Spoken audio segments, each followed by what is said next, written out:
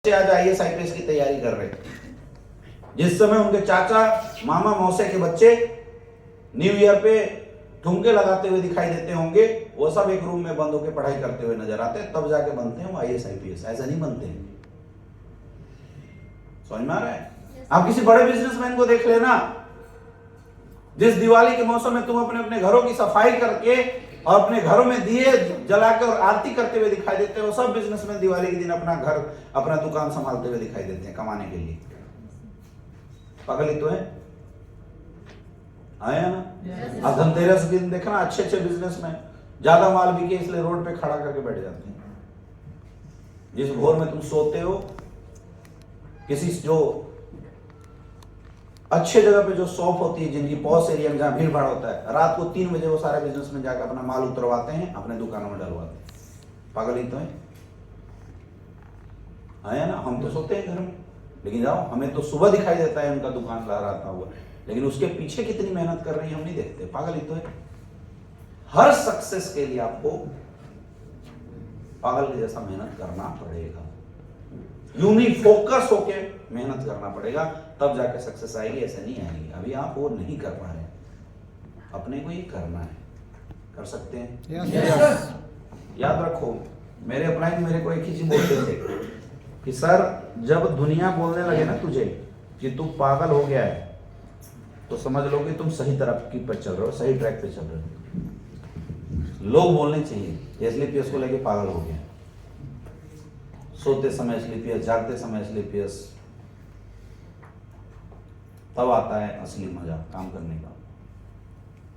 सुबह ट्रेनिंग सुन रहे हैं, रात को ट्रेनिंग, बाथरूम में भी वीडियो सुन रहे हैं। डूब जाना इसी को बोलते हैं किसी भी इंडस्ट्री में। जब आप डूब जाएंगे ना तो आप सफल हो जाएंगे, डूबेंगे नहीं तो सफल नहीं हो सकते। 70 करोड़ आसान थोड़ी है। आज जितने भी सीनियर मोस्ट लीडर हैं, Meghpal sir, Shiv Kumar sir, Ramveer sir, जितने भी लीडर्स हैं, आप उनको देखो, आज भी 24-24 दिन, 25-25 दिन, 26-26 दिन एसलीपीएस के ही गाना गाते हुए नजर आएंगे आपको। कभी यहां गाड़ी निकलवा रहे, कभी मुंबई पहुंच गए, कभी बनारस पहुंच गए, हर दिन अलग अलग शहरों में भागते रहते हैं। समझ में आ रहा है? 3-4 साल के लिए मैं बोलता हूं ना, धंधे में अगर सफल होना है तो पागलपन ले आइए अपने अंदर। 3 से 4 साल पागलपन लाके काम कर सकते हैं। यस। अभी इस साल देखिए, हम लोग ऐसा प्लानिंग कर रहे हैं कि इस साल हम नई स्ट्रेटजी के साथ काम करेंगे। एक तो मैंने 1 by 1 प्लानिंग का तरीका आपको बता दिया, कैसे आपको करना है ना? दूसरा, अब आपको 2-3 चीज और शुरू करना है काम करने का। मैंने क्या बताया, कोई भी टारगेट अगर हमें कंप्लीट करना है तो हमें क्या फोकस करना पड़ेगा? नंबर ऑफ प्लान पे फोकस करना पड़ेगा, राइट? तो हमें ये कोशिश करना है कि हम ज्यादा से ज्यादा प्लान कैसे कर सकें। अब प्लान करने के तरीके क्या क्या होते हैं? सबसे पहला तरीका होता है 1 by 1। क्या होता है? 1 by 1। जब आप 1 by 1 लोगों के घर घर जाके प्लान देते हो, 1 by 1 प्लान में लिमिटेशन है, आप डेली 4 से 5 से ज्यादा लोगों को प्लान नहीं दे पाएंगे 1 by 1। तो ये तो करना ही है, ठीक है। दूसरा, मेगा सेमिनार, हाँ, होम मीटिंग। अब ये होम मीटिंग में हम क्या करते हैं? होम मीटिंग में हेल्थ अवेयरनेस प्रोग्राम चलाया जाता है। ये अपनी टीम को सिखाइए और ये आपको भी करना चाहिए होम मीटिंग में। इसमें क्या करते हैं, हम किसी के घर गए और आसपास उसको बोल दिए कि सारे पड़ोसियों को उठा के ले आए। अब 20-50 लोगों को भीड़ बुला लिया। गांव में गए तो मुखिया जी को बोले, पूरे गांव को इकट्ठा कर दिए। 10-20-50 लोग एक जगह इकट्ठा हो गए और हम स्टेज पे खड़े हुए, हम लैपटॉप या फोल्डर लेके पूरा हेल्थ अवेयरनेस प्लान किया, प्रोडक्ट बताया, और प्रोडक्ट के बाद ये बता दिया कि हाँ जी, आप में से किसी को अगर किसी प्रोडक्ट की जरूरत हो तो बताना। होता है health awareness programme home meeting में पाला। तो मैक्सिमम किया करो, और आप लोग भी जाया करो होम मीटिंग करने, मेगा हेल्थ अवेयरनेस करने। आप लोग भी जाया करो, और इसमें ना कोई चेयर की जरूरत है, ना ही कोई पोस्टर की जरूरत है। आप गए, 10 लोगों को बैठाया, 20 लोगों को बैठाया, फोल्डर लेके खड़े हो गए और अपना हेल्थ अवेयरनेस करके आ गए। बस इसमें एक चीज ध्यान देना है, जब भी होम मीटिंग करने जाए तो आपके पास 20-50 हजार का प्रोडक्ट होना चाहिए। ये सबसे इंपॉर्टेंट है, क्योंकि प्रोडक्ट नहीं होगा तो होम मीटिंग करना बेकार है। या तो किसी एक बंदे को ज्वाइन कराओ, उसके यहाँ 50,000 का प्रोडक्ट रखवा दो और तब उसके थ्रू होम मीटिंग कराओ। तो होम मीटिंग में पहला हमें क्या करना है ज्यादा से ज्यादा इस साल, health awareness programme. Health awareness में क्या करना होता है, वही फोल्डर लेके क्या खाना है, कब खाना है, वही आयुर्वेद, क्या क्या बीमारी है, और फिर अपने सारे प्रोडक्ट के बारे में बताना है। 5, 10, 15 टेस्टिमोनियल वीडियो दिखा देना, और लास्ट में एक ही चीज बोलना है कि हाँ जी किसी और को भी, अगर आप में से किसी को प्रोडक्ट की जरूरत हो तो हमें बताएं। वो काउंटर पे लगा है, एक बंदा आएगा, क्या क्या बीमारी है लिखते जाओ, फटाफट प्रोडक्ट देते जाओ। ऐसे होता है हेल्थ अवेयरनेस। शुरू कर दो, क्योंकि अभी तक आप ज्यादा से ज्यादा अपॉर्चुनिटी बेस्ड काम कर रहे हैं, थोड़ा ये भी शुरू कर रहे हैं पहला, ठीक है। दूसरा, एग्रीकल्चर अवेयरनेस प्रोग्राम। हमें ज्यादा से ज्यादा एग्रीकल्चर अवेयरनेस प्रोग्राम करना है। गांव गांव में जाइए, जितने भी किसान है सबको बुलाइए और वहां पे एग्रीकल्चर अवेयरनेस प्रोग्राम करना है। अब एग्रीकल्चर अवेयरनेस प्रोग्राम कैसे करेंगे, हम एग्रीकल्चर के जो प्रोडक्ट हैं वो लेके जाएंगे, किसानों को इकट्ठा कर दिया और आराम से खड़े हो जाएंगे, बिना फोल्डर यहां बात करेंगे। समस्त किसान भाइयों को मेरा प्यार भरा नमस्कार।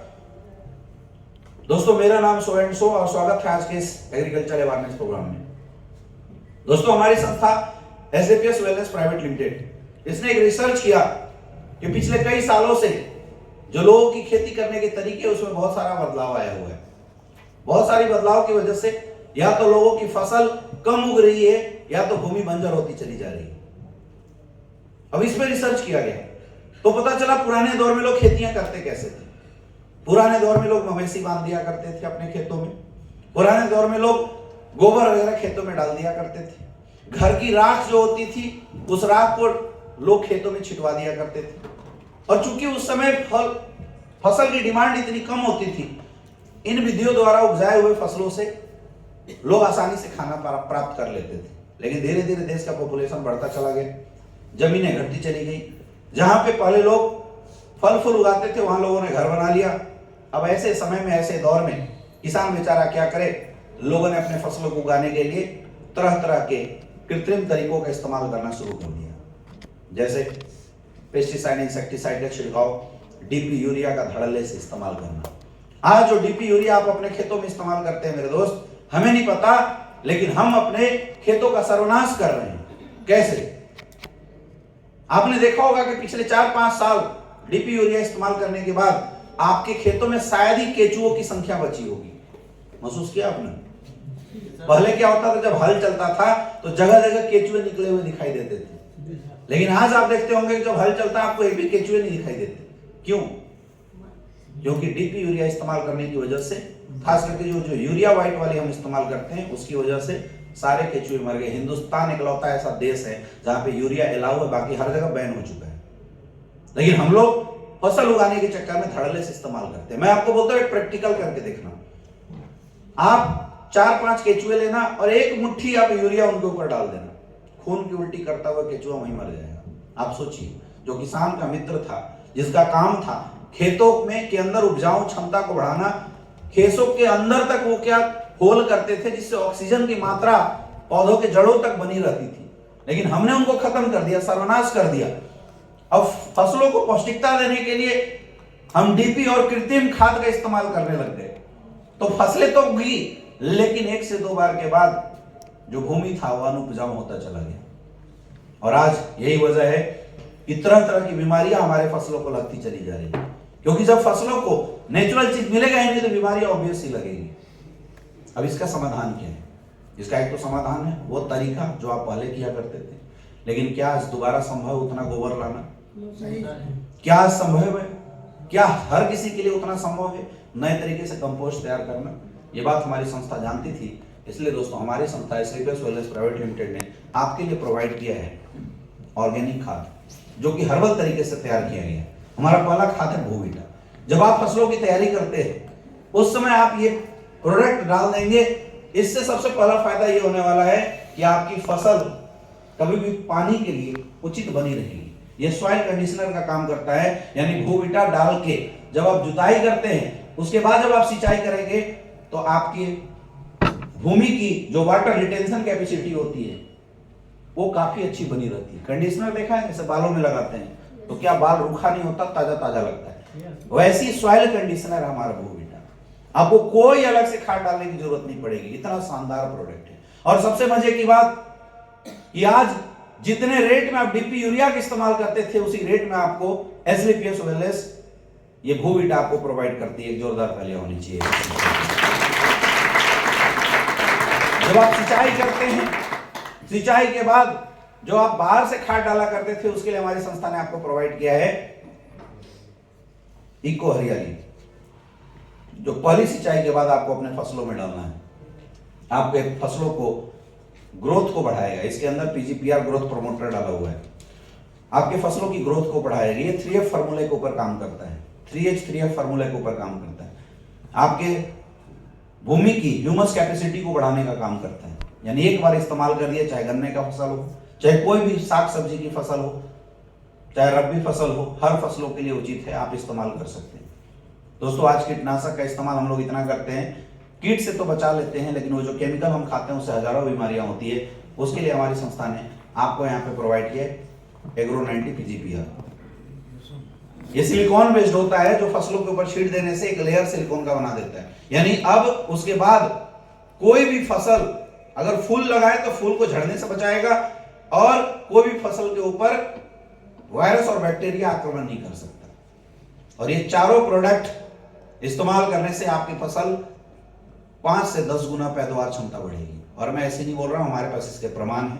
2-4 वीडियो निकालो एग्रीकल्चर का, लोगों को दिखाओ कि दोस्तों हिंदुस्तान के कोने कोने में आज हजारों किसानों ने हमारे प्रोडक्ट को यूज किया है और आज उनके यहाँ शानदार रिजल्ट है। ये देखिए 2, 4, 5, 6 रिजल्ट एग्रीकल्चर प्रोडक्ट का निकालो, दिखाओ।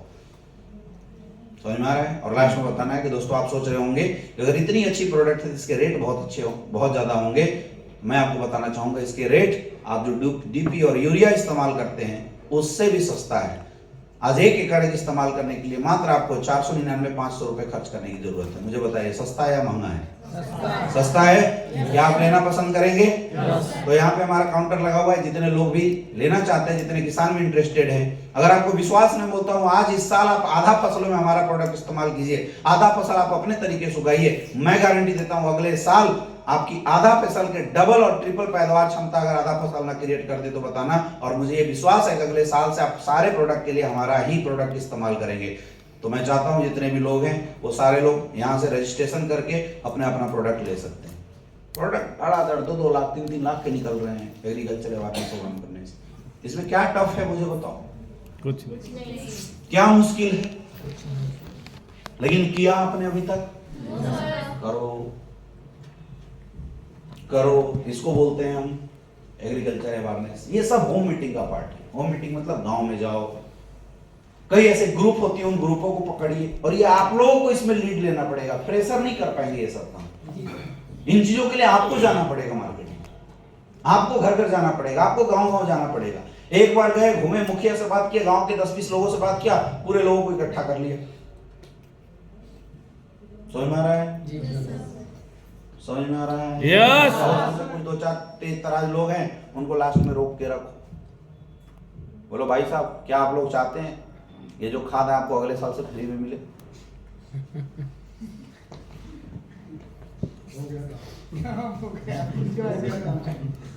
क्या बोलेंगे? Yes yes yes. बस समझा दो पूरा प्लान बैठ।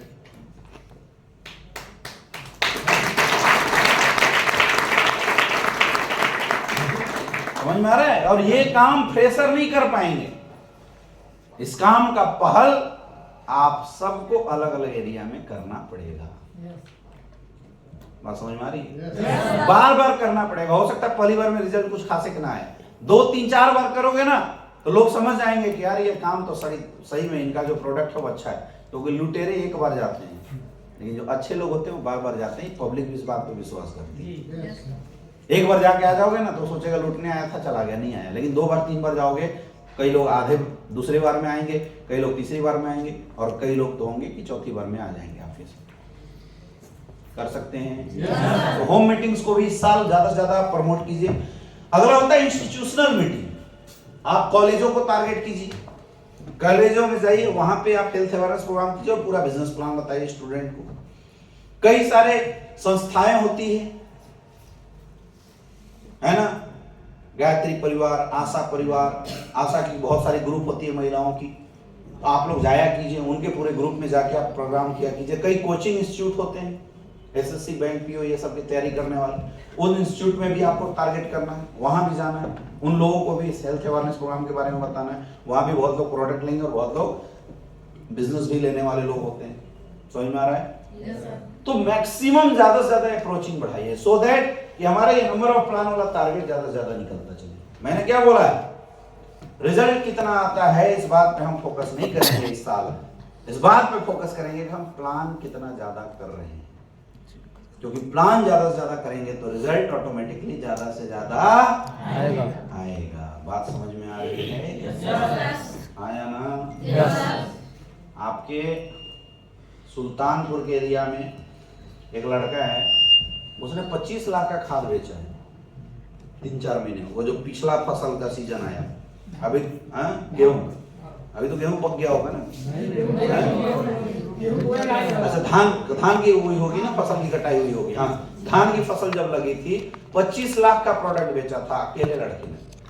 अब 25 लाख का प्रोडक्ट बेच दिया, अब लगता है गेहूं में उसको मेहनत करने की जरूरत है। जैसे धान अंदर हो रहा होगा ना, 10 दिन 15 दिन बाद वो पहुंच जाएगा अपना एग्रीकल्चर अवेयरनेस प्रोग्राम करके, फिर 25 लाख ऑर्डर आना ही आना है 100%। हरियाणा, पंजाब साइड में ऐसे ऐसे लीडर हैं जिनके आईडी लगी, इधर कोई बंदा नहीं, इधर कोई बंदा नहीं, और डायमंड है, बिना किसी को जोड़े, खाली एग्रीकल्चर का प्रोडक्ट बेच बेच के। ऐसे ऐसे महान बंदे हैं, कुछ नहीं करते, यही करते हैं। गांव गांव में किसानों को मीटिंग करते हैं, मुखिया को कुछ पैसा दे देते हैं जो कमाई आता है उसमें से, बोलते मुखिया जी 10% आपका रिटेल प्रॉफिट, और दबा के रिटेल प्रॉफिट भी कमा रहा है, ये भी कमा रहा है। किसानों को रिजल्ट आ रहा है, सारे किसान वीडियो बना बना के डाल रहे हैं, खुश हैं सब। जहां 3-3 बाली आती है लोगों के गेहूं के फसलों में, वहां पिछले साल किया था उस बंदे ने 15-15 बालियां आई थी। धान की फसलों में 5-5 गुना पैदावार क्षमता बढ़ी है लोगों की। अभी आप इधर असम साइड में चले जाओ, क्या गजब का ये फसल गया हुआ है, ये प्रोडक्ट गया हुआ है लोगों के बीच में। लोग सब्जियां उगा रहे हैं हमारे प्रोडक्ट से, नर्सरी उगा रहे हैं हमारे प्रोडक्ट से, जो शौक से, जो बड़े बड़े अच्छे अच्छे जो लोग अपने घरों में प्लांटेशन करके रखते हैं गमले के अंदर, उन गमलों में डाल रहे हैं लोग हमारा प्रोडक्ट। समझ में आ रहा है? तो आपके पास भी तो ये ऑप्शन है। किया आज तक आपने? क्यों नहीं किया? क्यों नहीं किया? फिर बोलते सर हो ही नहीं रहा है धंधा। करोगे तभी तो होगा। हाँ जी प्रमुख सर, करेंगे तभी तो होगा। ये हवा में होगा, और ये करेगा कौन? मैं। आप लोगों को करना पड़ेगा। आप ना समझो, आप एसलीपीएस वेलनेस के सबसे पावरफुल टीम के हिस्सा हो, और आप पता है क्या कर रहे हो? आप समुद्र में खड़ा होकर बाल्टी से स्नान कर रहे हो। अभी आप कूदे ही नहीं समुद्र में, अब बोलते हो सर कहाँ मोती होती तो कुछ मिल ही रहा है। जंप तो मार भाई, अंदर सोने चांदी सब भरे हुए हैं इसके अंदर, सब मिलेगा।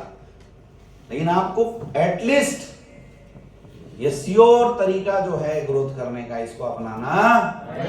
और तब हमारा एक और आता है जो संडे का सेमिनार, जो वेन्यू कहते हैं, इस पे फोकस करो। यार आपके वेन्यू में 10 लोग बैठते हैं और तुम फिर अगले महीने, अगले वीक में फिर 10 लोगों की वेन्यू करते हो। कैसे कर देते हो ऐसे? मेरा तो आज तक रिकॉर्ड था। हमने जो बिजनेस किया शुरुआत के 1 महीने 150 लोगों का हम वेन्यू किए थे, उसके बाद हमने 600 लोगों का वेन्यू किया था, फिर हमने 800 लोगों का वेन्यू किए, फिर 1200 लोगों का। एक दौर था बनारस में जब हमारे 2000 लोगों के हॉल भर जाते थे और सारे गेस्ट बाहर खड़े होते के झांकते थे शीशे से। ये हमने माहौल बना दिया था। जब हमारे 1000 लोगों का भरने लगा तो हमने 2 वेन्यू चालू कर दिए। हाफ टाइम में मैं यहाँ क्लोजिंग करता था, हाफ टाइम में वहाँ क्लोजिंग करता था। आपके वेन्यू में पिछले 6 महीने से 10 से ज्यादा लोग बढ़ ही नहीं रहे। कई लोग अपलाइन को बेवकूफ बनाने के लिए अपलाइन को बुला लेते हैं और वेन्यू में दूसरी टीम को लाकर बैठा दे रहे हैं। क्यों हो रहा है ऐसा? फोकस कीजिए। जो आपके पार्ट टाइमर लोग हैं ना, सर छोड़ दो, छोड़ ही दो। जो आपके पार्ट टाइमर लोग हैं ना, उनकी परफॉर्मेंस अगर निकालना है तो सबसे आसान उपाय है संडे का सेमिनार चालू करो। अगर आप संडे का सेमिनार चालू नहीं करते हैं तो आपके पार्ट टाइमर लोग कभी भी परफॉर्मेंस नहीं कर पाएंगे, याद रखिएगा। समझ में आ रहा है? पार्ट टाइमरों का परफॉर्मेंस निकलता ही है सेमिनार से, कमजोर लोगों का परफॉर्मेंस निकलता है सेमिनार से, नए फ्रेशरों का अच्छा सा अच्छा परफॉर्मेंस कहां से निकलता है? आपकी देखिए लिमिटेशन है, आप एक दिन में चाहे कितनी भी कोशिश करोगे ना, 4 से 5 प्लान, इससे ज्यादा आप नहीं कर सकते। हाँ या ना? यस। 4 से 5 से ज्यादा प्लान आप नहीं कर सकते। लेकिन अगर आप 2-2.5 घंटा अगर प्लान कर देते हैं,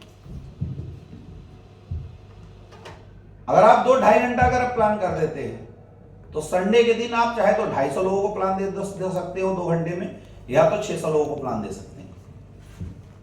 यस या नो? यस। इसीलिए जितने भी लोग अलग अलग शहरों में अपने आप को रिप्रेजेंट कर रहे हैं, अपनी वेन्यू को मजबूत बनाने पे फोकस कीजिए। डायरेक्ट सेलिंग में बड़ा बिजनेस वही किया है जिसने अपनी वेन्यू को मजबूत किया। आप चाह के भी अपने 20 लोगों को डेली टाइम नहीं दे सकते, दे सकते हैं क्या? एक तरीका है, संडे का सेमिनार चलाओ, 20 को बोलो अपने 10 लोग लेके आए, 200 लोगों को आप प्लान दिखा सकते हैं, आप फॉलोअप कर सकते हैं, आप उनकी काउंसलिंग कर सकते हैं। समझ में आ रहा है? इसलिए वेन्यू का बहुत बड़ा रोल है। Part timer Sunday Monday, Sunday के अलावा बाकी दिन तो जॉब पे रहेगा, तो कहां से प्लान करेगा? लेकिन part timer Sunday to Sunday काम करके अगर पैसा कमाने लगे तो वो अपने पार्ट टाइमर यानी और जॉब करने वाले लोगों को ये सिखा सकता है कि भैया कुछ नहीं है, देख मैं तो नौकरी करता हूँ, 6 दिन नौकरी करता हूँ, 7 संडे के दिन मैं चला जाता हूँ, 5-10 लोगों को उठा के लेके आराम से मेरे 15-20 हजार आ रहे हैं, उसको कभी प्रॉब्लम नहीं होगा, साइड से इनकम। और वो लाएगा भी किसको? नौकरी वाले को ही। पैसा किसके पास है? नौकरी वालों के पास है। तो पार्ट टाइमरों की परफॉर्मेंस अगर आपको निकालनी है तो आपको अपने संडे सेमिनार के ऊपर फोकस करना पड़ेगा। समझ में आ रहा है? यहाँ कितने ऐसे लोग हैं जो अलग अलग शहर में अपने बिजनेस को रिप्रेजेंट कर रहे हैं? खड़े हो जाइए एक बार।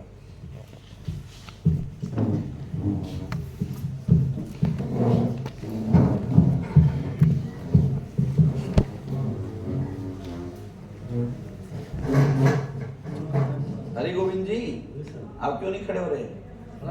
हाँ? कौन से शहर में आप हैं? खलीलाबाद। पहले तो आप एक शहर को पकड़िए। ये जो 10 नाम आप बोल रहे हैं ना, ये सही नहीं है। एक किसी को तय कीजिए कि ये शहर में मैं अपना काम शुरू करूंगा। ये जो भाग रहे हो ना आप, कभी खलीलाबाद, कभी यहाँ, कभी वहां, भाग भाग के आप परेशान हो जाओगे, धंधा नहीं कर पाओगे। क्या खलीलाबाद के सारे लोग जुड़ गए हैं स्लीपियर्स में? ऐसा तो नहीं है ना? तो हम खलीलाबाद को ही क्यों ना चूज करें? और नहीं तो गोरखपुर में अगर बिजनेस अच्छा है तो गोरखपुर को, लेकिन एक शहर को पहले चूज करेंगे जिसके अंदर हमारा सेमिनार चलना चाहिए। खलीलाबाद से डिस्टेंस 20 किलोमीटर। हाँ, तो खलीलाबाद में ही बुला लेंगे गोरखपुर वालों को। तो किसी एक शहर को लेकिन चूज करना पड़ेगा जिस शहर में आपका सेमिनार चले। बोलिए कौन सा शहर होगा वो? गोरखपुर।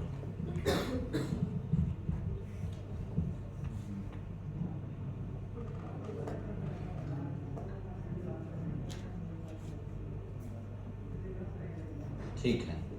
आप मैडम कहाँ बिजनेस कर रहे हो? सर मेरा लखनऊ में, सर जहाँ पे गोमती नगर में बहुत सारी बिल्डिंग जगह यहाँ पे। लखनऊ में 2 जगह कर रहे हो? नहीं सर, वो लोगों को सर एक ही जगह बुलाते हैं। कहाँ पे? सर माती एक जगह है यहीं पे। माती? हाँ सर, बाराबंकी और लखनऊ का बॉर्डर है सर। अच्छा, माती।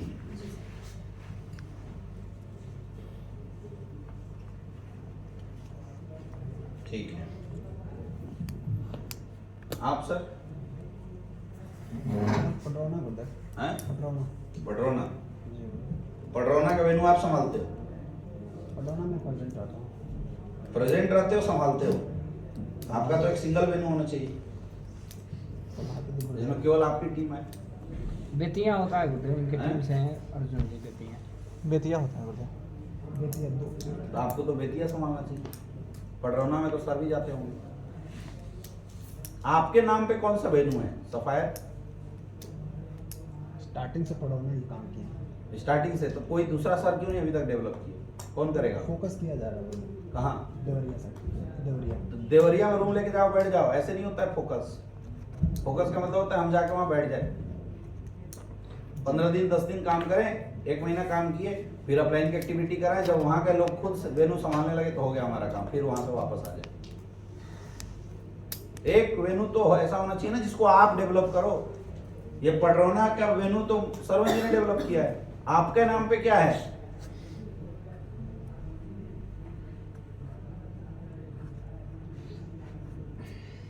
एक नाम बताओ कौन सा? देवरिया फोकस है। हाँ तो देवरिया में बैठ जाया करना हर संडे के दिन। आप सर कहाँ रहते हो? गोरखपुर गुरुदेव, गोरखपुर में। गोरखपुर। आप भी गोरखपुर में रहते हो? तो गोरखपुर में 2 वेन्यू चलता है क्या?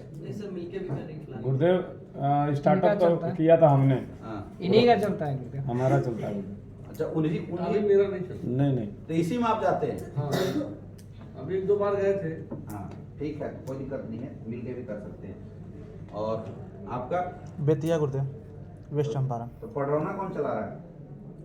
पडरौना में गुरुदेव। आप बेतिया संभालते हो? जी गुरुदेव। बेतिया में आप क्लोजिंग करते हो? जी गुरुदेव। ठीक है। आपका? मोहम्मदपुर। मोहम्मदपुर में चला रहे हो? वो खोपची में तो नहीं चला नहीं, रहे? गुरुदेव। बढ़िया मैरिज हॉल है। शुरुआत था, गलती हो गया, हॉल रेडी नहीं था। मुझे राजेश जी ने एक ऐसे सेमिनार में लेके गए जिसमें इधर रूम था, इधर हॉल था, बीच में इतना जगह था, यहाँ से लेके यहाँ, और वहां उन्होंने चेयर लगाए, एक इधर एक इधर चेयर, एक इधर, बीच में जाने का जगह था। और मुझे बुला रहे हैं, दोस्तों अभी आपके बीच में हिंदुस्तान डायरेक्ट चलेंगे, बहुत बड़ा चेहरा आने वाला है, कंपनी का क्राउन डायमंड आपके बीच में आने वाले हैं दोस्तों, जोरदार तालियां बजाइए। और इतना लंबा वो था, उसमें सारे लोग भरे हुए थे, 200 लोग थे लगभग। ऐसा नहीं ना चल रहा है? ना गुरुदेव ऐसा नहीं है, सुधर गए आप? चेंज हो गए। अच्छा, आपका सर? तमको ही राज, हैं? तमको ही राज, तमपुरी में तमको ही राज सर। आप चलाते हो लोगों को? जी अभी सर, हम चल चलाते नहीं हैं, रहा है। याद कर लें, तमको ही राज चलाएंगे सर। अरे चलाएंगे नहीं, कहाँ रहते हो ये बताओ? बढ़ाना रहता तो तमको ही राज चलाएंगे। तमपुरी में आप शुरू करोगे? जी सर। अच्छा ठीक है। और इधर मैडम आपका कहाँ चलता है वेन्यू? लखनऊ।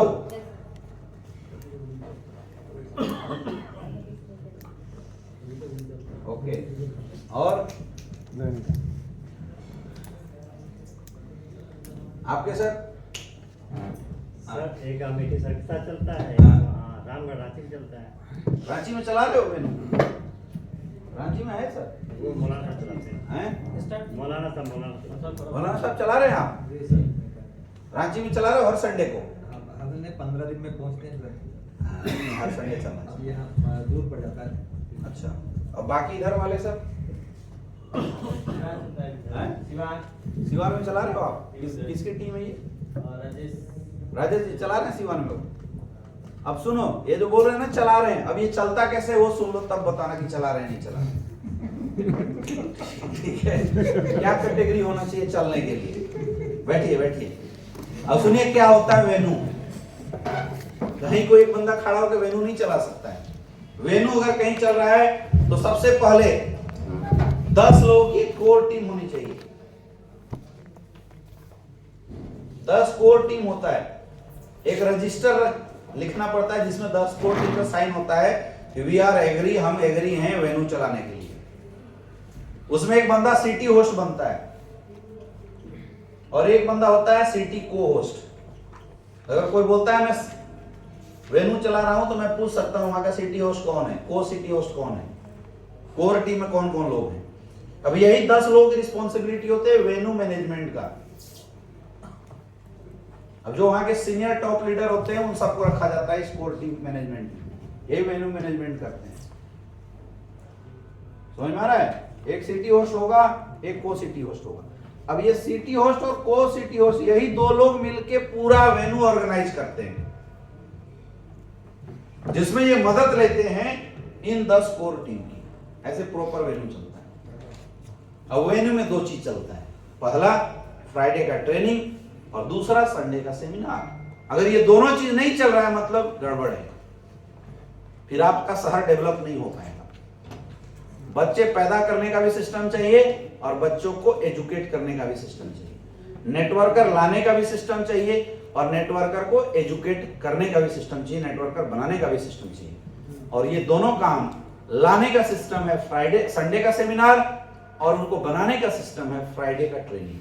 अगर किसी भी शहर में ये दोनों चीज हर वीक में चल रहा है कंटिन्यूअसली, कंटिन्यूअसली का मतलब कोई ना आए तो भी ये 10 लोग और सिटी होस्ट वहां जरूर मौजूद होने चाहिए और ग्रुप में मैसेज जाना चाहिए टुडे फ्राइडे ट्रेनिंग कंप्लीटेड। ये ऐसे इसको आदत बनाना पड़ता है। हम लोग जब शुरुआत की हम 4 लोग जाते थे सेमिनार में, कई बार तो हम और आदित्य सर 2 ही लोग पहुंचते थे, बाकी कोई आया ही नहीं।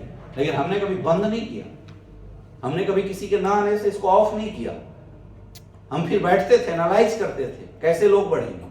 तो वेन्यू का मतलब वही होता है जिस शहर में एक सिटी होस्ट हो, एक को सिटी होस्ट हो और फ्राइडे की ट्रेनिंग चल रहा है और संडे का सेमिनार हर वीक में चलता हो। अगर ऐसा हो रहा है तो मैं मानूंगा कि वो शहर डेवलप होने की स्थिति में है, नहीं तो टाइम वेस्ट है और कुछ नहीं। समझ में आ गया? समझ में आ गया? अब संडे का सेमिनार कैसे होता है उसको समझ लो। संडे का सेमिनार करने के लिए हमारे पास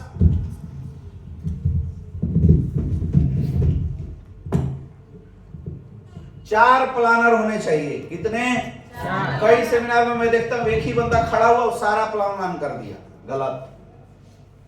4 प्लानर तैयार कराने पड़ते हैं। तैयार कराने का मतलब उनको पूरा रट्टा मार के याद होना चाहिए, ऐसे तैयार कराने का मतलब होता है।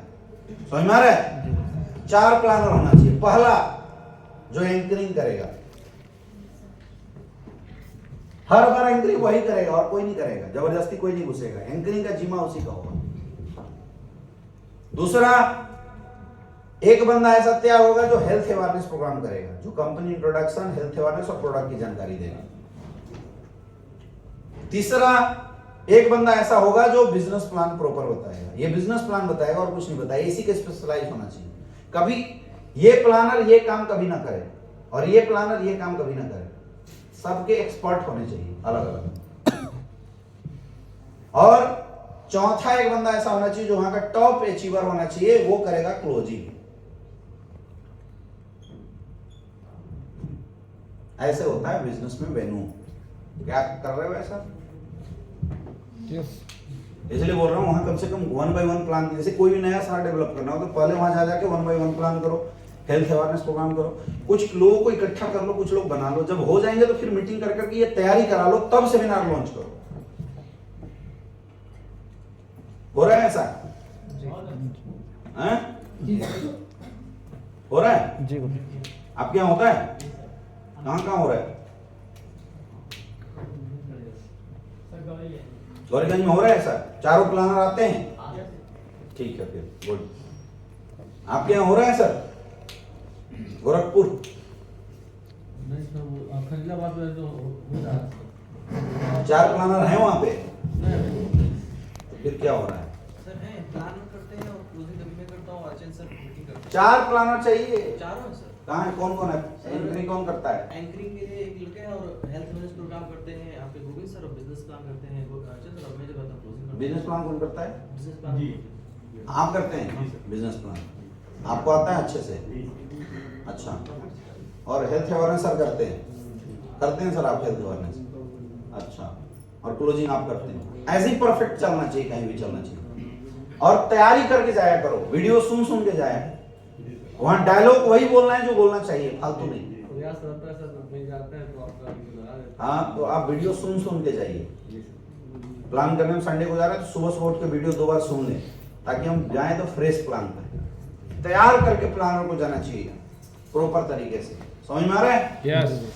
ये 4 चीजें बहुत जरूरी है। पहला एंकरिंग होना चाहिए, हेल्थ अवेयरनेस होना चाहिए, बिजनेस प्लान, क्लोजिंग। अब जब हम ट्रेनिंग करने जाएं तो ट्रेनिंग में पहला होना चाहिए एंकर और दूसरा होना चाहिए ट्रेनर। हर ट्रेनिंग में 2 बंदे चाहिए, एक एंकरिंग करेगा और एक ट्रेनिंग करेगा। समझ में आ रहा है? कई जगह पे ज्यादा सीनियर होते हैं, जैसे इनके पटरौना में 2-3 सीनियर बैठे हुए हैं वहाँ, तो एंकर, ट्रेनर और तीसरा क्लोजर, वहां का टॉप लीडर जो है वो चढ़ के लास्ट में क्लोजिंग कर देगा। ऐसे होता है। और ये पूरे क्या बात करेंगे, 8 स्टेप ट्रेनिंग की बात करेंगे, इसके अलावा कुछ भी फालतू नहीं, केवल 8 स्टेप ट्रेनिंग चलेगा। समझ में आ रहा है? यस हर वीक कोई आए या ना आए चलना चाहिए। समझ में आ रहा है? अब कैसे काम होता है, कैसे स्ट्रेटजी बनाई जाती है, समझो। हम लोग क्या करते थे, हम जब फ्राइडे का ट्रेनिंग 8 स्टेप ट्रेनिंग करते थे, और ये ट्रेनिंग अक्सर हम शाम को करते थे। शाम को करने का फायदा ये होता था, जो पार्ट टाइमर होते थे ना, वो शाम तक लास्ट समय तक घुस जाते थे, पहुंच जाते थे, अपने अपने ऑफिस से आते आते घुस जाते थे। इसलिए हम अक्सर इसको शाम को किया करते थे। तो 8 स्टेप ट्रेनिंग जैसे हमारी होती थी, तो यहाँ पे एक रजिस्टर रखा होता था हमारा। अब जो भी आ रहा है उसकी एंट्री होगी रजिस्टर में, नाम, नंबर, अपलाइन का नाम, रजिस्ट्री होती थी कौन कौन ट्रेनिंग में है। और हम एक स्लोगन चला के रखते थे, no training no check, no training no success. अगर सफल होना है तो ट्रेनिंग में आना पड़ेगा। ट्रेनिंग ही आपको बड़ा बना सकता है, इसके अलावा कोई आपको बड़ा नहीं बना सकता। मतलब हमने 100% रिफ्लेक्शन डाल दिया था लोगों के अंदर, no training no check, no training no success, training training training सबको बोल दिया था। हम ऐसा भी बोल के रखते थे कि अगर कोई डीडी दे रहा है और आपकी ट्रेनिंग है तो डीडी छोड़ो, ट्रेनिंग में आओ। तो हमारी ट्रेनिंगों में भीड़ आती थी हमेशा। कोशिश करना है। कई लोग क्या है, खास करके सीनियर यहाँ बदमाशी करते हैं, ट्रेनिंग में ही नहीं जाते।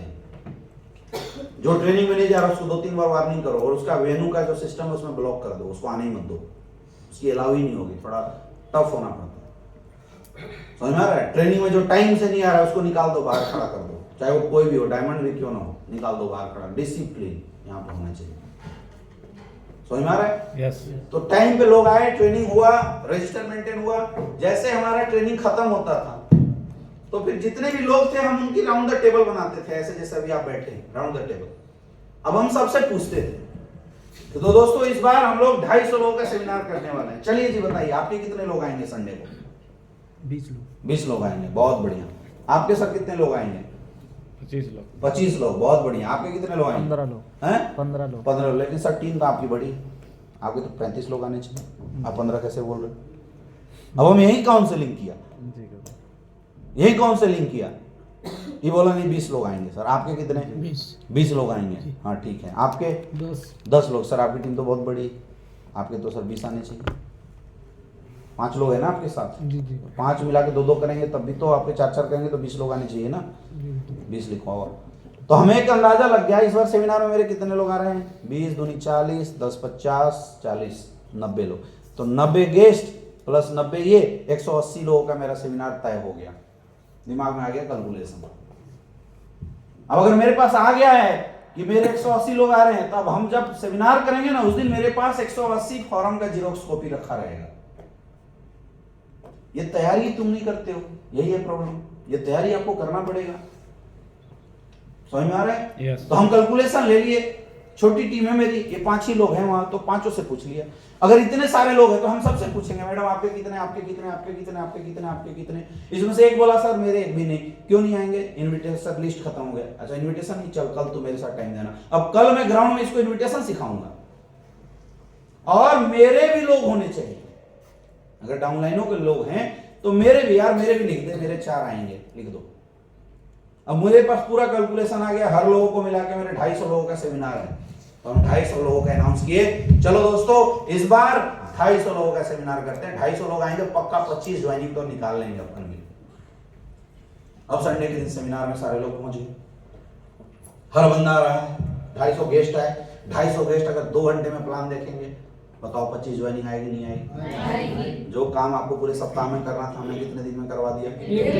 130 ही प्लान तो था तो 5 को रूबी स्टार बनने के लिए। कितना था? 130 तो था दोनों साइड से। आपने 250 का प्लान कर दिया, यानी पूरे सप्ताह मजे मारो, संडे के दिन 250 का प्लान कर दो, हो गया आपका टारगेट कंप्लीट। आसान है मुश्किल है? आसान है मुश्किल है? आसान। अब संडे में लोग आए, वहां भी रजिस्टर एंट्री हो रहा है, लोग अंदर बैठे, सेमिनार का टाइम अगर 11 बजे का दिया हुआ है तो 11:15 तक सेमिनार चालू हो जाना चाहिए, भले कोई आए या ना आए। गलती लोग क्या कर रहे हैं, 12 बजे सेमिनार चालू करते हैं तो जो पहले आए उठ के भाग जाता है। समझ में आ रहा है? ज्यादा से ज्यादा आधे घंटे का ग्रेस पीरियड, और कभी भी सेमिनार का टाइम एग्जैक्ट ना दे, जैसे 11 बजे 12 बजे मत दो। सेमिनार का टाइम दो 11:15 पर सेमिनार चालू हो जाएगा जी, 11:25 पर हमारा सेमिनार चालू हो जाएगा जी, 11:45 पे हमारा सेमिनार, ऐसे टाइम दिया करो। इससे फायदा क्या होता है कि 11 बजे जब लोग आए ना, तो अगर 15 से 20-30 भी हो गया तो ज्यादा फर्क लोगों को नहीं पड़ता, क्योंकि लोगों की माइंडसेट होती है, सोचने का तरीका होता है। आपने देखा होगा किताबों का दाम 200 नहीं लिखा रहता है, 199 लिखा रहता है। 100 रुपया घट गया ना। हाँ, लोगों को लग रहा है 100 रुपया घट गया, लेकिन एक्चुअल घटा 1 रुपया है। लेकिन लोग फोकस कहां करते हैं, 199, वहां 200, ये फोकस होता है।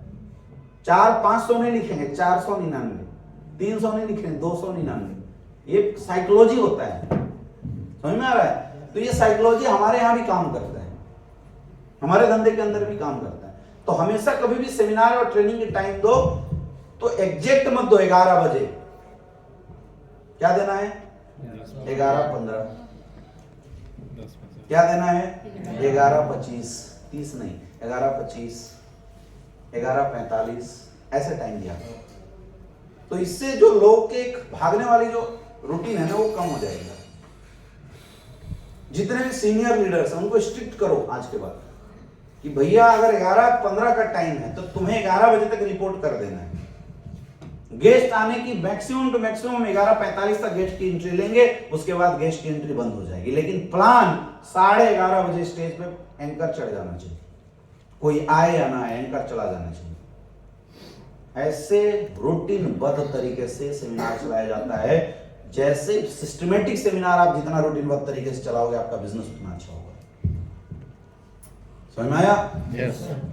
प्लान शुरू हुआ, फर्स्ट प्लानर एंकरिंग करेगा, फर्स्ट प्लानर आएगा, सेकंड प्लानर आएगा, क्लोजिंग हुआ, क्लोजिंग के बाद सारे लोग अपना अपना फॉर्म लेके जाओ, 600 रुपया लो। किट जरूर प्रमोट करो, आप किट नहीं प्रमोट करते हैं। यूजर भी है ना, उसको भी किट दीजिए ताकि वो लिस्ट में देख के और भी प्रोडक्ट आपसे ऑर्डर कर सके। समझ में आ रहा है? 600 का किट हर एक इंसान के लिए कंपलसरी कर दो, क्योंकि वो आपकी सिस्टम की ताकत है। 100% सबको किट और आई कार्ड के लिए ज्यादा से ज्यादा प्रमोट कीजिए। अभी देखिए कई सारे लोग यहाँ पे आई कार्ड लगा के बैठे हुए हैं। देखो सर का आई कार्ड कितना शानदार लग रहा है। अब ये बंदा कहीं भी जाएगा ना, ये एक ऑथेंटिक इंसान लगेगा एसडीपीएस वेलनेस का। देख रहे हो, ये कहीं भी जाता है 1 by 1 प्लान करने में। सर हम जिस संस्था के साथ काम करते हैं उसका नाम एसडीपीएस वेलनेस प्राइवेट लिमिटेड। ये देखिए सर हमारा आई कार्ड है। ये एक ऑथेंटिक पर्सन बन जाता है। तो ये आई कार्ड कंपलसरी करो, 600 रुपए का किट प्लस ये आई कार्ड। जो किट नहीं लेगा उसको आई कार्ड नहीं देंगे, नियम बना दो। समझ में आ रहा है? यस। अपने आप धीरे धीरे धीरे धीरे सब सही हो जाएंगे। समझ में आ रहा है? समझ में आ रहा है? हिंदुस्तान से बिगड़ा देश कुछ भी नहीं था, लेकिन पिछले 10 सालों में कैसे सुधर गए सब, एक एक करके। ये आपके ऊपर डिपेंड करता है कि आप रूल्स रेगुलेशन से अपने नेटवर्क को कैसे लीड करते हैं, क्योंकि आप लीडर हैं। ये आपके ऊपर डिपेंड। लोग तो हल्ला करेंगे, किसी को ये आई कार्ड पहनना पसंद नहीं आएगा, कंपलसरी कर दो। जो आई कार्ड पहन के नहीं आएगा उसको रूम से बाहर। पहन के आना है जी, कहाँ गया जी आपका आई कार्ड, पेनाल्टी लगा दो 500 रुपए का। 2-3 बार दर्द तो होगा लोगों को, लेकिन अगली बार से सब सुधर जाएंगे। समझ में आ रहा है? एक मजबूत ऑर्गेनाइजेशन ऐसी बनती है मेरे दोस्त। और अगर आपको मजबूत ऑर्गेनाइजेशन बनाना है तो कुछ रूल्स रेगुलेशन अपनी टीम में फॉलो कराने पड़ेंगे। समझ में आ रहा है? अब जैसे यहाँ देखो जितने भी लोग आई कार्ड पहन के आए हैं कितने अच्छे लग रहे हैं। देखो इनके पास भी आई कार्ड है, इनका अलग बिजनेस मॉडल, अलग आई कार्ड है क्या? अच्छा, ये दोनों साइड में होता है? नहीं सर, वो घर में तो आएगी। अच्छा, 2 आईडी लगी, तो मैडम का इधर लगा दिया अपना इधर। देखो इन्होंने 2 आईडी कार्ड बना दिया, हम 2 आईडी से काम करते हैं जी। देखो है ना, देख रहे कितना ऑथेंटिक लग रहा है ये आई कार्ड। समझ में आ रहा है? इतना ऑथेंटिक और शानदार लग रहा है। ऐसे आई कार्ड आप लोगों को भी अपना अपना टीम को देना चाहिए, या आपको देना पड़ेगा, टीम नहीं बनवाएगी। जी सर। सुंदर लग रहा है ना? Yes yes sir. लीजिए किसका है? अच्छा देखो इन सब का भी आई कार्ड कितना प्यारा प्यारा है। और ये तो मुझे लगता है आईडी का ही पीछे वाला ये है ना प्रिंट, जी बिल्कुल है आईडी वाला ही है ना, जी, खाली जी। फॉर्मेट चेंज कर दिया आपने। Yes sir. यहाँ एमडी सर को आईडी वाला से ही निकाल के लगाया हुआ है साइन। देखो ये ऑथेंटिक पर्सन लगेगा। तो ये आई कार्ड कंपलसरी करो सेमिनार वेमिनार में, पूरा एड्रेस ऑर्डर्स लिखा हुआ है। ये बंदा निकाल के दिखाएगा हम एसलीपीएस में काम करते हैं, तो इसको कोई कुछ बोल ही नहीं सकता है। जी बिल्कुल। I am the 100% authorised distributor of SLPS wellness Sanjeet Kumar. तो ये दिखाएगा ना ऐसे निकाल के, देखिए भाई साहब, तो लोग इसको ऑथेंटिक मानेंगे। समझ में आ रहा है? आपकी आई कार्ड कहाँ है? हाँ है। जी सर है। सब आएगा। आपका और आप लोग को आई कार्ड नहीं मिला? कहाँ है? लेके आया करो आप लोग आई कार्ड। कहाँ है आप लोग की आई कार्ड? है ही नहीं। बैग में कहाँ रखते हो? पहनना चाहिए ना उसको। आई कार्ड को देखो, डायरेक्ट सेलिंग रूल में भी बोला जा रहा है बार बार, कोई भी डायरेक्ट सेलर बिना आई कार्ड मार्केट में नहीं जाएगा। समझ में आ रहा है? Yes. I card direct seller अगर प्लान देने जा रहा है तो उसके पास आई कार्ड होना चाहिए। तो सेमिनार में तो कंपलसरी है आई कार्ड, आदत बनाइए। समझ में आ रहा है? Yes sir. नहीं अगर नहीं मिल रहा है आई कार्ड तो अपनी आईडी खोलिए, उसके अंदर आई कार्ड होता है, उसका कॉपी प्रिंट करके अपने पास पॉकेट में रखिए, लेकिन रखिए जरूर। नहीं रखेंगे और कोई पकड़ लिया ना गलती से तो लपेट देगा वहीं उठा के। इसलिए आई कार्ड कंपलसरी है, रखना जरूरी है। क्लियर है? जी सर। अब सेमिनार जब क्लोज हुआ, क्लोजिंग सब हमने करवा लिया, अब फिर बैठाएंगे सबको। रिपोर्टिंग ऐसे होता है। सर आपके कितने गेस्ट आए थे? 20। आपने बोला था 20। जी अच्छा फिर ठीक है, बहुत बढ़िया। सर के लिए जोरदार ताली बजाओ 5 लोग। आपके सर इन्होंने बोला 10, बोला तो सर आपने 20 था, 10 ही क्यों है? जी बोलते हैं। क्यों है 10? अब इनसे प्रॉपर रिपोर्टिंग लेना, बताओ तेरे कम क्यों है? जिसके कम आए उसकी बढ़िया क्लास लो लास्ट में 1 घंटा। हाँ जी आपके 2 ही क्यों आए? आपने तो 10 बोला था, एक तो ऐसे ही आप कम बोले थे, फिर भी आपके 2 ही क्यों आए? आपके सर 20 के 20 आ गए, चलिए बहुत बढ़िया। जो अच्छा ला रहा है उसकी जो, अब कोई 10 बोला उसके 20 आ गए, यार ये होता है कमाल। कितने फॉर्म साइन अप हुए? 5 फॉर्म कम साइन अप हुए सर, उस पर ध्यान देना चाहिए था आपको। इसको बोलते हैं रिपोर्टिंग करना। सेमिनार जब क्लोज हो जाए तो फिर हम रिपोर्टिंग करेंगे, क्रॉस रिपोर्टिंग, कम क्यों आए और उस पर हम बातचीत करेंगे। जब तक ये reporting time to time step by step reporting का सिस्टम आप लोग नहीं लगाओगे ना, तो आपको अपनी टीमों की बीमारियां नहीं समझ में आएगी। समझ में आ रहा है? ये रिपोर्टिंग आप नहीं करते हो। अपलाइन को बुला लिए और गेस्ट कितने आए? 5। भीड़ दिखाने के लिए किसको बुला रहे हैं? बुलाइनों को। ऐसा काम नहीं चलेगा सर, इससे हम किसको धोखा दे रहे हैं? सर बुलाए नहीं। हाँ, अब सोचो अगर वो ना आते तो आपकी इज्जत का क्या होता? बाहर वाले आके इज्जत बनाते रहते। इज्जत मत बचाइए, चेक बचाइए। समझ में आ रहा है? अब ये अगर आप रिपोर्टिंग किए होते, सबका नोट डाउन किए होते, ऑटोमेटिकली होता। कर सकते हो? यस। ऐसे करोगे? यस। अपनी अपनी रिस्पॉन्सिबिलिटी लेके अपने शहर को ऐसे इथिकली डेवलप करो। अगर आपके सेमिनार में 100 से ज्यादा गेस्ट बैठने लगे तो आपके यहां महीने में 1 विजिट अश्विनी सर का होगा, हर महीने।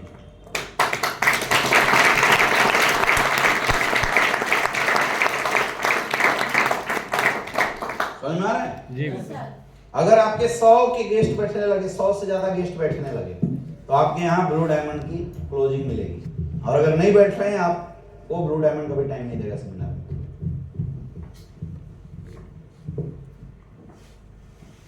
कहीं मत बुला लो, रेडी में।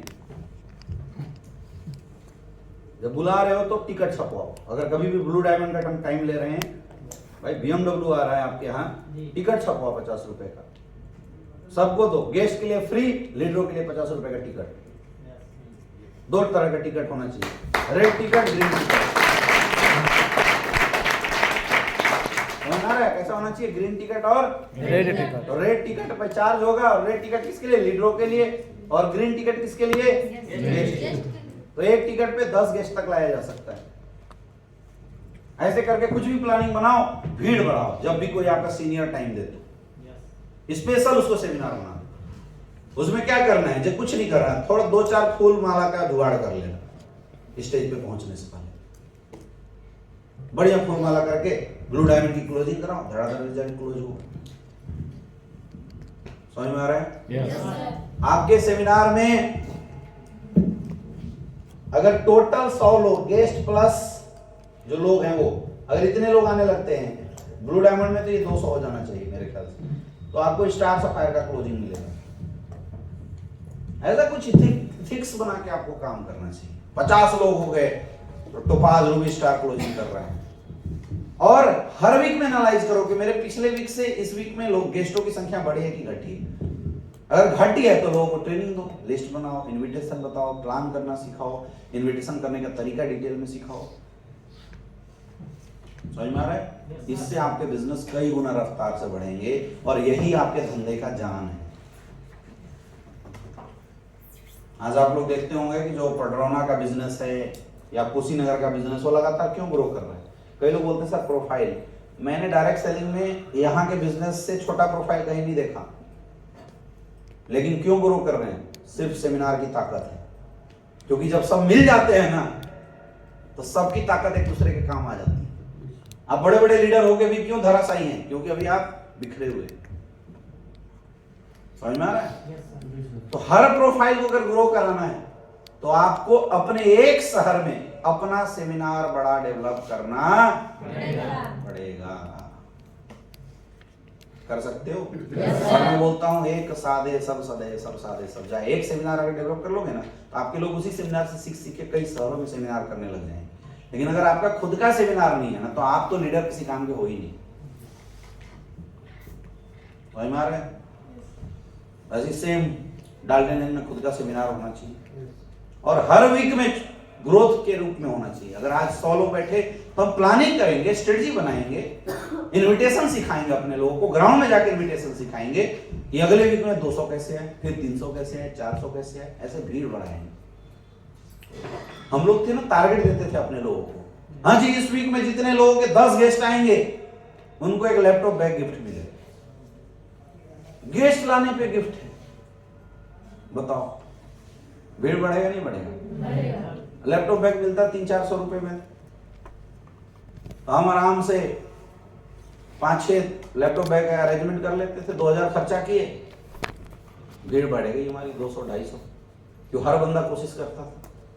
हम लगाते थे जोर, हाँ जी इस वीक में जिसके 20 गेस्ट बैठ गए, 10 लोगों ने फॉर्म भर दिया, उसको एक सीलिंग फैन गिफ्ट देंगे। और ये गिफ्ट कब मिलेगा? अगले फ्राइडे ट्रेनिंग में बांट देते थे। गेस्ट बढ़ेंगे नहीं बढ़ेंगे? ये बुद्धि लगाओ, दिमाग लगाना है। तुम बुद्धि कहीं और लगा रहे हो, बुद्धि यहाँ लगाया जाता है। अब सिस्टम के फंड से आपको गिफ्ट देना, अपने पॉकेट से तो देना नहीं। समझ में आ रहा है? लगोगे तभी तो। इतना अच्छा प्लेटफॉर्म हम लोगों ने बना के दिया है और मुझे बड़ा ताज्जुब होता है यार, आप लोग तो 500 लेवल पे क्या कर रहे हो? प्रॉपर सिस्टम डेवलप होगा। Yes sir. और हर वीक में अपने अपलाइन को रिपोर्ट करो, सर मेरा इतना प्लान हुआ, इतने गेस्ट आए थे, इतना प्लान हुआ, इतना फॉर्म भरा गया। सर मेरा फ्राइडे का ट्रेनिंग डन हुआ, ये थे ट्रेनर, आज इतने लोग आए हुए थे। जो ना आए उसको फोन करो, उसके घर जाओ, पूछो क्यों नहीं आए थे भाई, बार बार पूछो, धीरे धीरे उनको आने की आदत लगेगी। क्लियर है? इस साल क्या हम लोग सेमिनार बड़े लेवल पे करेंगे? पक्का? पक्का? करो। कोई भी नया शहर को अगर अपना बनाना हो ना, तरीका यही है, उस शहर में धीरे धीरे टाइम दो, 20 लोगों का टीम बनाओ, उन 20 लोगों के साथ मीटिंग करो, ग्रुप मीटिंग करो, कोर मीटिंग बनाओ, सेमिनार लॉन्च करो। 4-5 बार खुद टाइम देते रहो। जैसे उस शहर का मेन बंदा 1 लाख से ज्यादा का अचीवर बने, फिर उस शहर को छोड़ के नेक्स्ट शहर में चले जाओ, वहां धंधा हो गया परमानेंट डेवलप। ऐसे किया जाता है सिटी बाई सिटी को डेवलप। और आप जिस शहर में रहते हैं उस शहर का धंधा सबसे बड़ा होना चाहिए नियमतन। फिर देखना बिजनेस कैसे बढ़ता है। समझ में आया प्रमुख सर? क्या कमी हो रही है? भीड़ कम क्यों आ रही है? प्रॉपर जो है जिम्मेदारियां नहीं प्रॉपर रिपोर्टिंग नहीं ले रहे हम चाहते। कम आती है ना तो हम लास्ट में बैठा के पूछते नहीं है क्यों नहीं आई कम, लोग कम क्यों आए। हर बंदे से पूछो। इस दुनिया में खास करके हिंदुस्तान में बड़े कामचोर लोग हैं। यहाँ काम कोई नहीं करना चाहता है। हमें काम थोपना पड़ेगा यहाँ के लोगों को, अगर यहाँ के लोगों से काम करवाना है। इस दुनिया का सबसे लेबोरियस बेल्ट हिंदुस्तानी है और इस दुनिया का सबसे कामचोर बेल्ट भी हिंदुस्तानी है। अगर किसी ने थोप दिया ना तो जो काम हिंदुस्तानी कर देगा वो कोई नहीं करेगा, और छोड़ दिए तो जो मटर गश्ती जो आराम यहाँ के लोग करते हैं वो कोई नहीं करता है। ऐसा नहीं है सर, है ना? तो आपका एज ए लीडर फर्ज बनता है, मतलब लठ मार के रखो, डंडा देना पड़ेगा यहाँ के लोगों को। अगर आप डंडा देते रहे टाइम पे, फिर देखना क्या कमाल कर देंगे लोग। समझ में आ रहा है? और सबके मजे की बात बताऊं, यहाँ बिहार में बिजनेस कितने लोगों का है? बिहार में अभी के समय में बिहार डायरेक्ट सेलिंग का सबसे बड़ा हब है। बिहार में छा जाओ अगर मौका मिल रहा है तो। एक्चुअल डायरेक्ट सेलिंग बिजनेस पूरे हिंदुस्तान में 2 ही शहर में होता है, यूपी और बिहार में। जिसने यूपी बिहार का धंधा अपने हाथ में कर लिया वो राजा है डायरेक्ट सेलिंग का। जितने भी टॉप अचीवर हैं हिंदुस्तान के अंदर, सबका बिजनेस निकाल के देखो, यूपी बिहार में बिजनेस है सबका। और यूपी तो लगभग हमने खंगाल दिया है, बिहार बिल्कुल ताजा है। बिहार वालों के लिए तो समझो अभी स्वर्णिम युग चल रहा है तुम्हारा। जितना हो सके बिहार में कब्जा मार लो। और बिहार में, यूपी में अगर एक बार धंधा चला जाता है ना तो कभी डाउन नहीं जाता है, क्योंकि यहाँ पर कैपिटा इनकम जो छोटी है। डायरेक्ट सेलिंग का इकोसिस्टम देता है यूपी बिहार का माहौल। यहाँ के लोग ईमानदार होते हैं। ये हरियाणा वाले ईमानदार नहीं है। हरियाणा का कोई तो है तो नहीं ना। उधर के लोग शॉर्टकट ज्यादा खोजते हैं। नहीं, जो मेरा अनुभव है मैं आपको बता रहा हूँ, उधर के लोग शॉर्टकट ज्यादा खोजते हैं। समझ में आ रहा है? आप महाराष्ट्र में, अहमदाबाद में बहुत बड़ा बिजनेस नहीं कर सकते, क्योंकि वहां के लोगों को ना फास्ट ग्रोथ करने की आदत होती है। उनको जल्दी जल्दी अरबपति बनना है, तो आपसे ज्यादा दिन टिकेंगे नहीं वो लोग, एक जगह पे टिकते नहीं। लेकिन जो यूपी बिहार की बेल्ट है, ये डायरेक्ट सेलिंग के लिए सबसे उचित बेल्ट माना जाता है। यूपी, बिहार, झारखंड, बंगाल में फ्रॉड ज्यादा है, तो बंगाल में उतना अच्छा बिजनेस नहीं चल पाएगा जब तक वहां के लोकल लोग आपके साथ नहीं रहेंगे। यूपी बिहार बेस्ट ऑप्शन है डायरेक्ट सेलिंग के लिए। और जिसने यूपी बिहार में धंधा फैला दिया ना, वो राज करेगा डायरेक्ट सेलिंग में। हिंदुस्तान का हर टॉप अचीवर, हर कंपनी का यूपी बिहार का है। मजे की बात यही है, हर टॉप अचीवर आपको यूपी बिहार का मिलेगा। बाहर के भी जो लोग अच्छे अचीवर ले रहे हैं, उनका बिजनेस 90% यूपी बिहार में। समझ में आ रहा है? और आप वहीं के हो, समझो। तुम्हारे यहाँ से लोग टॉप अचीवर बन रहे हैं और आप लोग खुद परेशान हो सेमिनार कैसे चलाएं। बस ये माहौल दो अपने लोगों को, फाड़ के रख देंगे यूपी बिहार के लोग। ठीक है? और यूपी में भी सबसे तगड़ा कहां बिजनेस होता है? पूर्वांचल। सबसे तगड़ा बिजनेस पूर्वांचल। भीड़ यहां तो 5-5 हजार भीड़ 2 मिनट में आती है पूर्वांचल के एरिया में। समझ में आ रहा है सर? पूर्वांचल में काम करने का आपको मौका मिला है। दौड़ो मत, आप पकड़ो एक शहर, झंडा गाड़िए।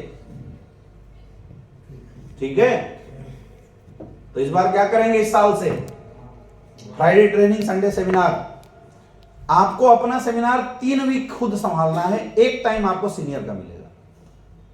जहां भी सेमिनार आप कर रहे हैं 3 वीक खुद संभालिए, 1 वीक आपको सीनियर का मिलेगा हर महीने में। क्लियर है? क्लियर है? अगला ड्रेस कोड, इस पे भी काम करने की जरूरत है। अपना अपना ड्रेस कोड सही कीजिए, अपनी टीमों का ड्रेस कोड सही कीजिए। विदाउट ड्रेस कोड आप बहुत बड़ा बिजनेस नहीं कर सकते हैं। डायरेक्ट सेलिंग का ड्रेस कोड आपको एटलीस्ट डायरेक्ट सेलर जैसा दिखना चाहिए। Formal shirt, formal pant, formal shoes, घड़ी, अपने ड्रेस कोड सुधरवाइए। Emerald, platinum and above without dress code नहीं होना चाहिए। समझ में आता है? हमारा धुरंधर लीडर कहाँ है सर? ये क्या सर, आपका क्या नाम है? हाँ, तकदीर अली। हैं? तकदीर अली। तकदीर अली। नसीब खान है सर। हैं? नसीब खान। नसीब खान। क्या? नसीब खान साहब। अच्छा, नसीब खान नहीं है। इन्होंने सुधार दिया यार अपना ड्रेस कोड, बताओ। कोई सोचा नहीं था ये ड्रेस कोड टाई लगा के कभी आएगा। लोग बोलते सर अभी कोई कभी सुधर ही नहीं सकता, देखो इनका टाई कोट लगा दिए। सर ये तो मेरे घर आते हैं, हाँ, तो 1 किलोमीटर पहले उतर करके मोटरसाइकिल से हाँ सब ठीक ठाक करके तो आते। बहुत बढ़िया, बैठिए।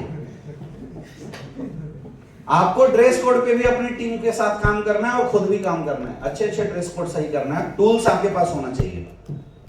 जैसे अगर आप एमरल्ड बन गए तो आपके पास एटलीस्ट आपका लैपटॉप जरूर होना चाहिए। कितने एमरल्ड हैं? Raise your hand. एमरल्ड हाथ ऊपर कीजिए। अब कितने लोगों के पास लैपटॉप नहीं है? हमारे पास आपके पास है? जिनके पास है वो हाथ नीचे कीजिए, जिनके पास नहीं है वो हाथ ऊपर कीजिए फिर से। भैया आप लोगों के पास लैपटॉप होना चाहिए। टूल सही है, हमारे बिजनेस का गैजेट है। लैपटॉप तो भी लिए ही नहीं। हाँ तो लेना पड़ेगा, डिमांड है सर। आज के समय में अगर लैपटॉप नहीं है ना, धंधा नहीं कर पाएंगे। ठीक है, बैठिए। टोपाज कितने हैं? Topaz and above. टोपाज कितने लोगों के पास खुद का प्रोजेक्टर है? सिर्फ 1 2। बाकी लोग 1.5 लाख रुपए कहाँ गायब कर दिए? 15,000 का एक प्रोजेक्टर तो रखना चाहिए था यार। हिंदुस्तान में इकलौते बिजनेसमैन नेटवर्कर ऐसे हैं जो पैसा आता है गटक जाते हैं। दुनिया का हर बिजनेसमैन 50% पैसा धंधे में लगाता है और नेटवर्कर जो आता है गटक जाते हैं। कम से कम 50% पैसा तो लगाओ बिजनेस में। सबके पास प्रोजेक्टर होना चाहिए। इसीलिए अभी हमने कंपनी से अपील किया है, जनवरी फरवरी 1-2 महीने के अंदर टोपाज को जो थाईलैंड का ट्रिप मिलता था उसके बदले हम प्रोजेक्टर दिलाएंगे। थाईलैंड में फटवा रहे हैं। अच्छा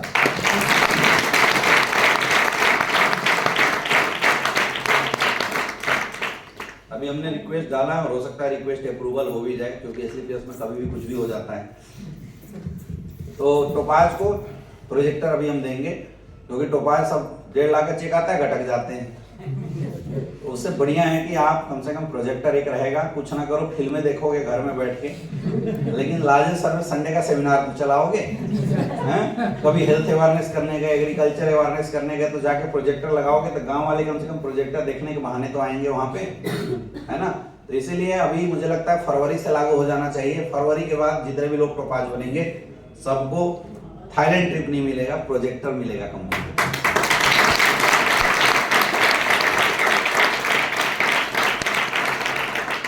तो ड्रेस कोड और टूल्स ये अच्छा करना बड़ा जरूरी है। अगला सेल्फ डिसिप्लिन। इस चीज की बड़ी कमी है इस टीम में, और डिसिप्लिन के बिना कोई भी ऑर्गेनाइजेशन बड़ा नहीं हो सकता। जिस भी नेटवर्क में डिसिप्लिन नहीं है ना, वो नेटवर्क कभी बड़ा ग्रोथ नहीं कर पाएगा। समझ में आ रहा है? डिसिप्लिन होना जरूरी है। यहाँ लोगों को पता ही नहीं है किसके साथ क्या व्यवहार होना चाहिए, किससे क्या बात करना चाहिए, है ना। अब प्लेटिनम एंड अबव की ट्रेनिंग चल रही है, फ्रेशर को घुसा दिए लोग अंदर। ये अनडिसिप्लिन है एक प्रकार से। समझ में आ रहा है? बड़ी ऑर्गेनाइजेशन में बड़ी ग्रोथ आपके डिसिप्लिन से होगी। आप आर्मी में जाके देखिए एक एक चीज कैसे डिसिप्लिन से होता है। हम लोग बड़ा काम क्यों किए? क्योंकि हमारी टीम में शुरुआत से डिसिप्लिन बहुत अच्छा था। अब डिसिप्लिन का मतलब क्या है, मायने क्या है हमारे बिजनेस में, वो समझना। बिजनेस में, हमारे बिजनेस में डिसिप्लिन का मतलब होता है अगर अपलाइन और डाउनलाइन कहीं भी बैठे हों तो उनके बीच में डिफरेंस समझ में आना चाहिए। मतलब always give respect to your upline. आपको हमेशा अपने अपलाइन को रिस्पेक्ट देना पड़ेगा। कई लोग अपलाइनों से अभद्र बातें करते हैं, अपलाइनों से उल्टी बातें कर देते हैं, अपलाइनों को मुंह लड़ा देते हैं। आपको लगता है आप जीत गए, नहीं जीते हो, आप हार गए। क्योंकि अगर आपने अपने अपलाइन के साथ अभद्रता किया है तो आपकी डाउनलाइन कल आपके साथ करेगी। जैसे टिट फॉर टैट, जैसा करोगे वैसा मिलेगा आपको।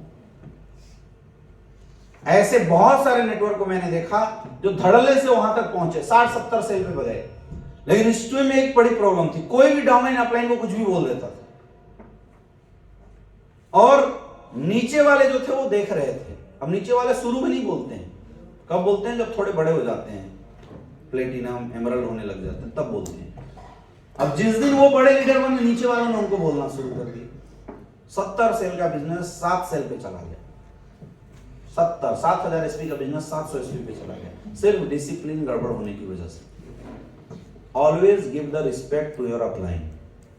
हमेशा अगर आपका अपलाइन है, वो कोई भी है, अनपढ़ गंवार है, चाहे कैसा भी है, आपको उसको रिस्पेक्ट देना है। क्योंकि आप रिस्पेक्ट किसी इंसान को नहीं दे रहे, आप रिस्पेक्ट उस पोजीशन को दे रहे हैं जिस पे कोई इंसान बैठा हुआ है। यही सोच के आपको रिस्पेक्ट देना है। Always give the respect to your downline. कभी भी भूल के भी गलती से अपने अपलाइन की बुराई अपने डाउनलाइनों के सामने मत कर देना। मैं कई लोगों को देखता हूं जो अपने आप को महान बनाने के चक्कर में डाउनलाइनों के सामने अपने अपलाइन की बुराई करना शुरू कर देते हैं। अगर ऐसा आप कर रहे हैं, खत्म कर रहे हो आप बिजनेस, खत्म हो रहा है आपका बिजनेस। ये बताता है कि आप अनडिसिप्लिन हैं। कुछ भी हो जाए, इसको 3 कार्डिनल्स रूल्स में डाला गया है। गलती से भी अपने अपलाइन की बुराई अपने डाउनलाइन में मत करना, या अपने डाउनलाइन में भी उसके डाउनलाइन के सामने उसकी बुराई मत कर देना। ये सब रूल्स आपको फॉलो करना पड़ेगा अगर आपको इस इंडस्ट्री में सक्सेसफुल होना है। तो अपलाइन ने अगर आपको कुछ आदेश दिया, अपलाइन ने अगर कुछ करने के लिए बोला, तो उसको सहज स्वीकार करो, उसको जवाब मत दो, अरे सर आप ऐसे कैसे बोल सकते हैं। क्योंकि क्षणिक के लिए तो आप संतुष्टि में आ गए, लेकिन इन फ्यूचर आपका बहुत बड़ा नुकसान हो गया। आपने करोड़ों के बिजनेस को लात मार दिया ऐसा करके। समझ में आ रहा है? Maintain self discipline. अगर अपलाइन डाउनलाइन 2 लोग कहीं पे बैठे हुए हैं ना, तो दोनों की हरकत से समझ में आना चाहिए कौन अपलाइन है कौन डाउनलाइन।